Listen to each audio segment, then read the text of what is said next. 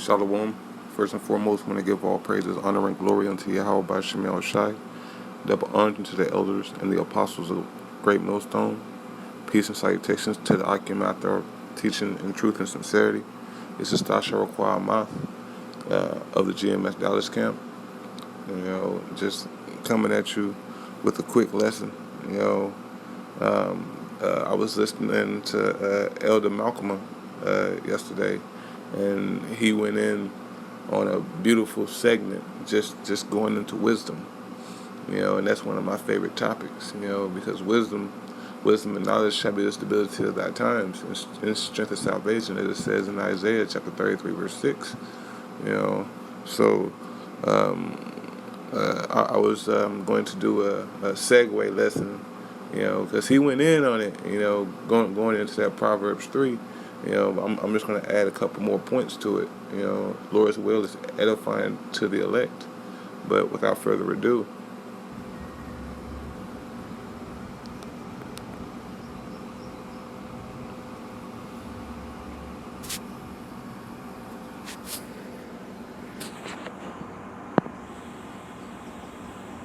so this is Proverbs, the 3rd chapter, and I'm going to start at verse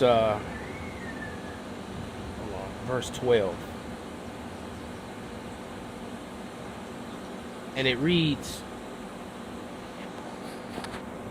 "For whom Yahweh loveth, he correcteth, even as a father the son, in whom he delighteth. Happy is the man that findeth wisdom, and the man that getteth understanding." And that wisdom, wisdom is identified as a woman in the scriptures, and that name is Sophia. And that's basically what the name Sophia. It's funny, I've always admired and liked that name, Sophia. And I can honestly say, I can't think of a woman named Sophia I ever met that wasn't attractive. Every Sophia I've ever encountered that I think about was always a very attractive woman, right? Whether older or younger. All right, but it says, "Happy is the man that findeth wisdom, and the man that getteth understanding. For the merchandise of it is better than the merchandise of silver, and the gain thereof than fine gold." Okay? "She is more precious than rubies, and all things thou canst desire are not to be compared unto her." So no matter, even in a woman that you think you love, look, women, I'm gonna put it this way, man. Any woman that be like unto Sarah, that's walking this earth today, those women are already taken. All right, those women are taken. And there's no Sarahs walking around, man. It's not. There's no women they want to submit with conditions. Like they will accuse you of loving with conditions. Well, guess what?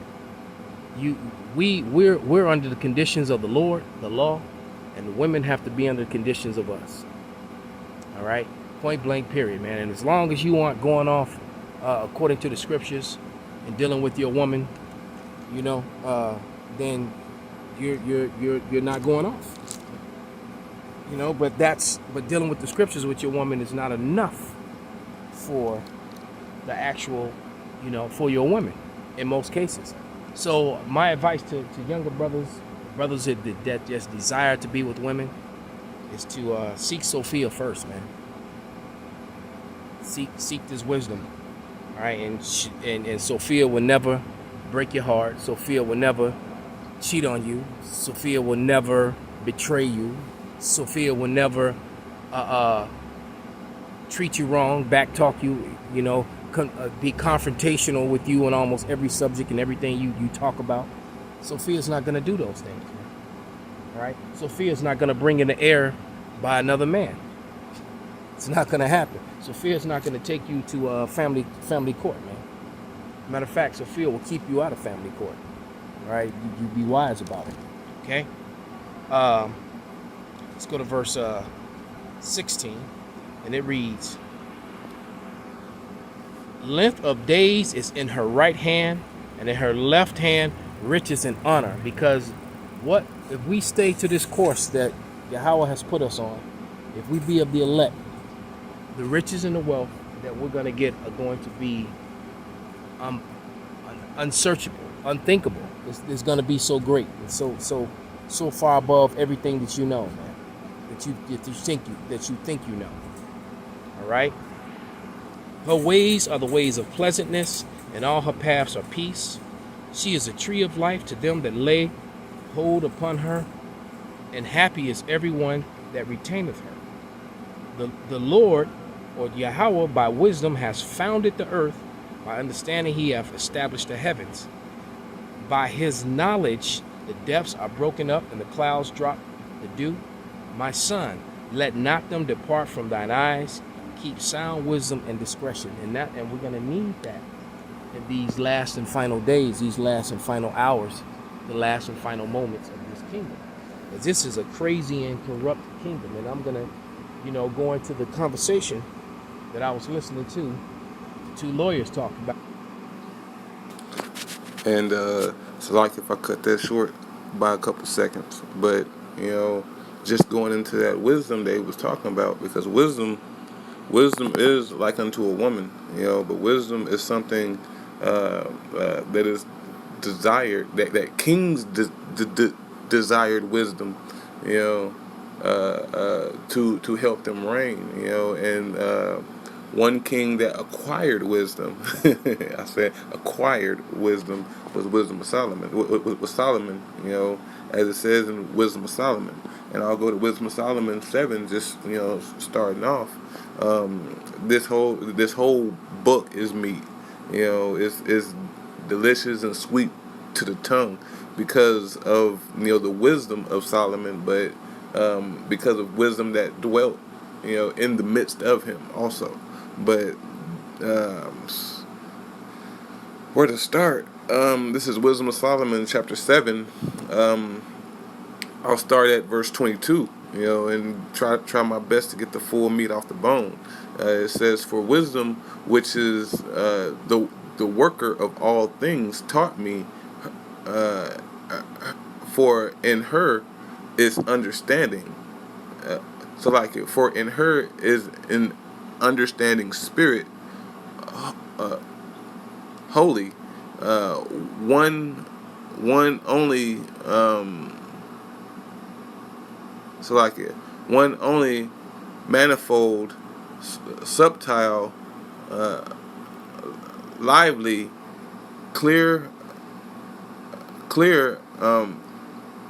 undefiled, plain, not subject to hurt, loving the things that is good, quick, loving the things that are good, quick, and what's that? Loving the things, love the things that are good. It's not coming to my remembrance, but there's a scripture that talks about that. It says, which cannot be letted, ready to do good. Ready to do good, because wisdom is ready to do good for you. You being a man of Yahweh Shemi Shai and seeking after her. All right, and I got other precepts that goes into that also. But continuing on, verse 23, it says, kind to men, steadfast, sure, free from care, having all power, overseeing all things, and going through all understanding. So wisdom has all understanding, because wisdom, knowledge, and understanding shall be the stability of thy times and strength of salvation. All right, so if you have wisdom, you have all understanding, pure and most subtile spirit, and it's going to explain it. It says, for wisdom is more moving than any motion. She passeth and goeth through all things by reason of her pureness. So she is so pure. She is so delicate. She is so wanted to be desired. So, give me 1 second. Wanting to be desired. All right. For she is the breath of the power of Yahweh by Shemi Shai, and a pure influence flowing from the glory of the Almighty. Therefore, can no defiled thing fall into her. All right, no defiled thing. So if you are a wicked man seeking after wisdom, you're not going to acquire it. All right, because no defiled thing can fall up into her. She is something that is so beautiful and so wonderful to be desired. It's just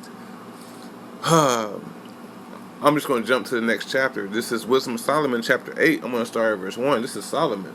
This is something that every man that came into this truth, has desired this right here.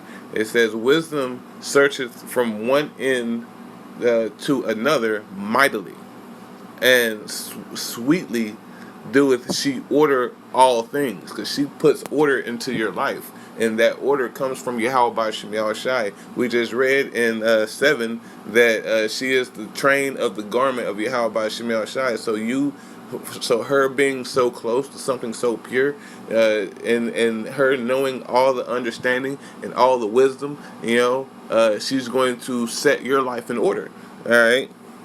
I'm going to continue. It says, verse 2, I love her and sought her out to be my Salakia.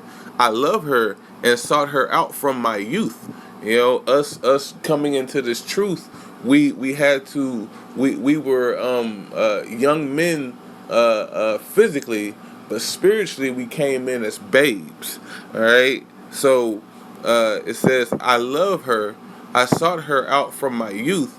I desired to make her my spouse. I desired to make her my wife. All right. And I was a lover of her beauty. And her beauties are the law, statutes, and commandments. Her beauty is the joy that you acquire just by knowing that she has your back no matter what. Ooh, it's another precept just popped into my head. Call Haloyim like how by Shem Shai. All right. I have so many precepts. I'm gonna jump to, since we just read about desiring to make her your spouse. I'm gonna jump to Ecclesiasticus chapter 15. I'm gonna start from the top. It says,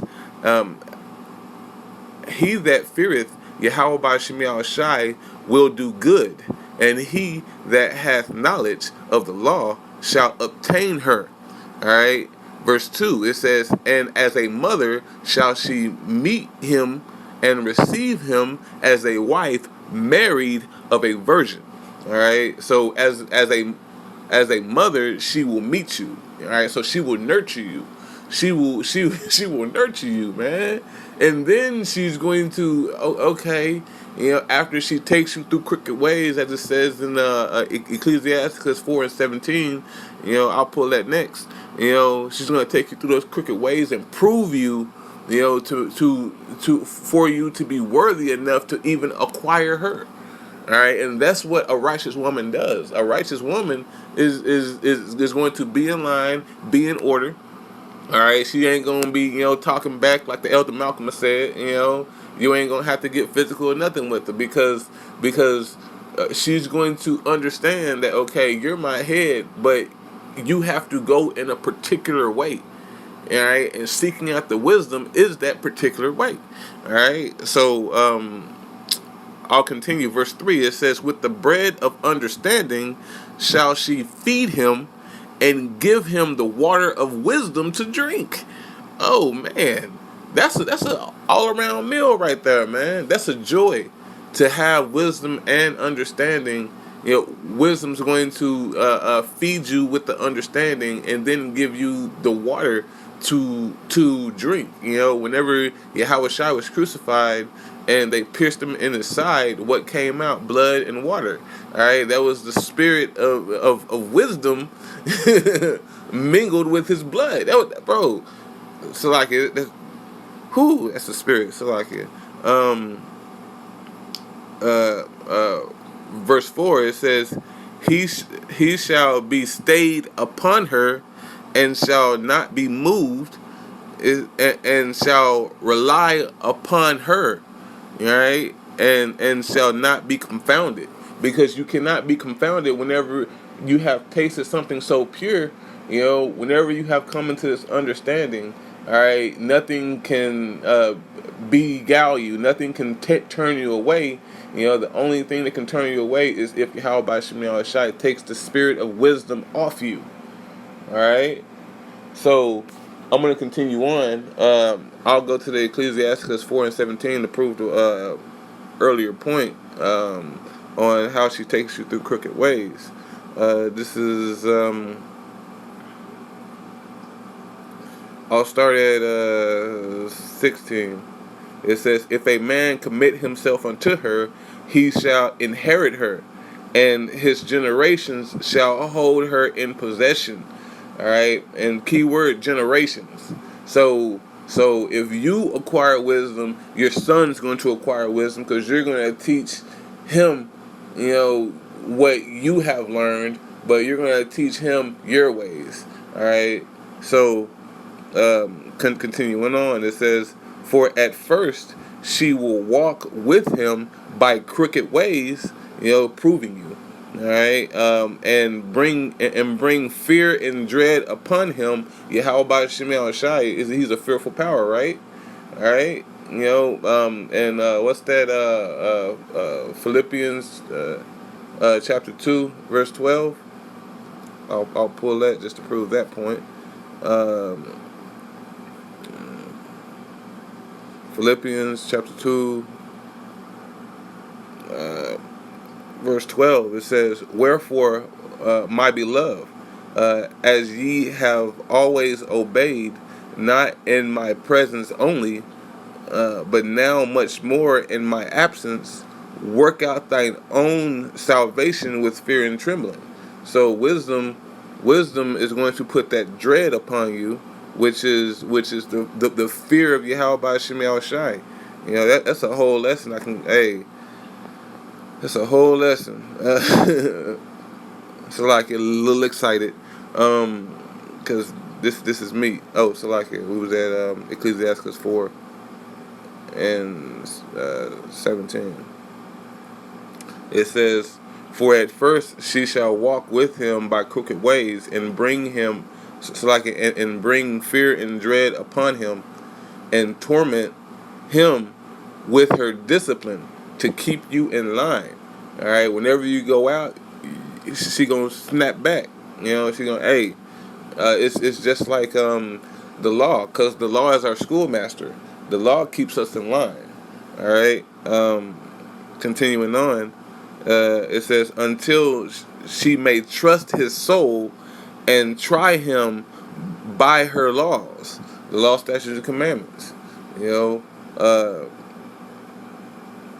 It says, verse 18, it says, "Then will she return the straight way unto him, and comfort him, and show him her secrets." All right. So Yahweh Shemiah Shai has groomed wisdom just for you, so she can show you the things pleasing unto him, just like she did to Solomon. Okay. I'll go back to Wisdom of Solomon, chapter 9. Salakia, 1 second. I'm going to start Wisdom of Solomon 9 and 10. It says, "O send her out of thy holy heavens, and from the throne of thy glory, that being present she may labor with me, that I may know what is pleasing unto thee." Wisdom knows what's pleasing unto Yahweh by Shemiah Shai.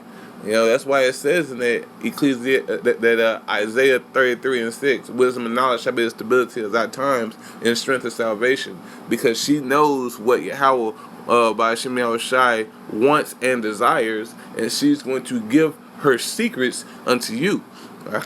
All right.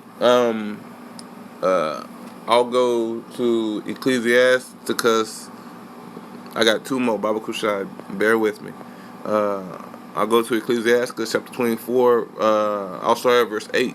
It says, "So the Creator of all things gave me a commandment, and he that made me caused my tabernacle to rest, and said, Let thy dwelling be in Jacob, and thine inheritance in Israel." So there's no other nation that can acquire this. That's the joy of it. There's no other nation that can acquire wisdom. There's no other nation that can acquire the things pleasing unto Yahweh by Shemel Shai, but the nation of Israel, chiefly the elect, the 144,000, which is the army of Yahweh by Shemel Shai, and the 1/3. They are going to be the ones to acquire the wisdom, knowledge, and understanding. All right.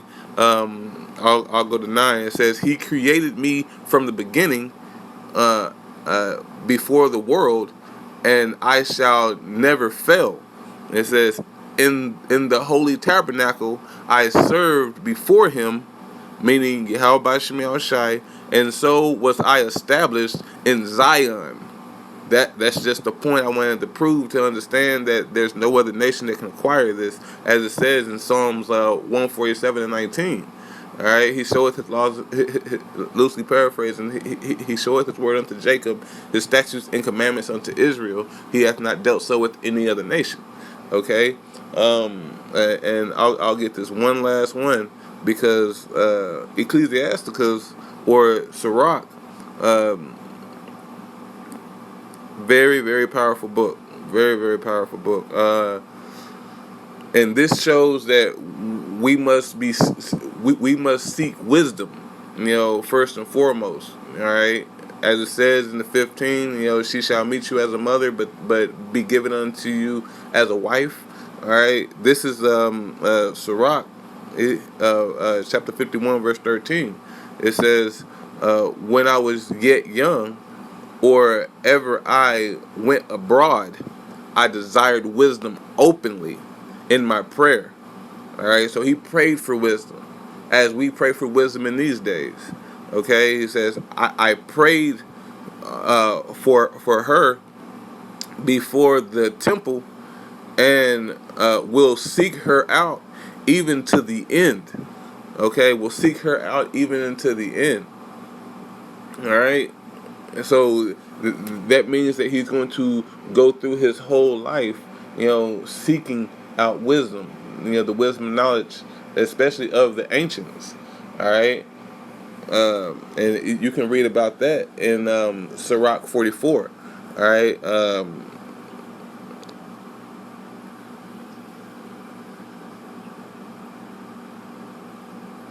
Salakia. I'm going to go to Ecclesiasticus chapter 6. I'm going to start at verse, is it 31? It's 31. It says, "Thou shalt put her on as a robe of honor, and shalt put her about thee as a crown of joy."